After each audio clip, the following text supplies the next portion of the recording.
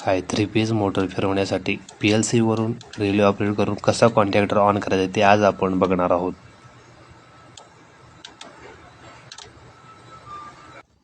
पहिल्यांदा आपण Rendel strip mounting करून घेतली, मग कॉन्टॅक्टर आणि ओव्हरलोड आणि मग 10 एम्पियरचा MCB लावला.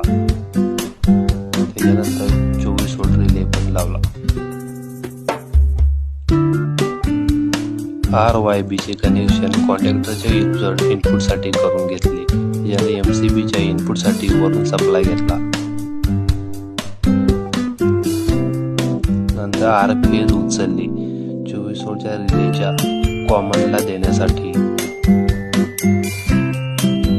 ती कॉमनच्या NO मधून दुसरी एक केबल बाहेर काढली आणि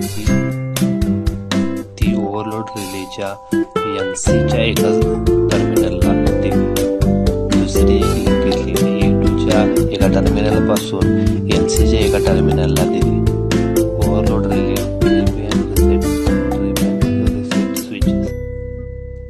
PLC वरून आलेले आउटपुट रिलेच्या A1 ला दिले. PLC वरून आलेले आउटपुट हे निगेटिव्ह म्हणून दुसऱ्या टर्मिनलला म्हणजे A2 ला पॉझिटिव्ह. इनकमिंग सप्लाय ऑन केलेला आहे. R फेज, Y फेज आणि ही तिसरी B फेज. MCB ऑन केला. त्याच्याने MCB च्या आउटवरून कॉन्टॅक्टरच्या इनपुटला RYB चेक केले. आता आपण बघणार आहोत PLC वरून येणाऱ्या आउटपुट वरून रिले ऑन होतो का आणि कॉन्टॅक्टर ऑन होतो का. कॉन्टॅक्टर ऑन होत आहे.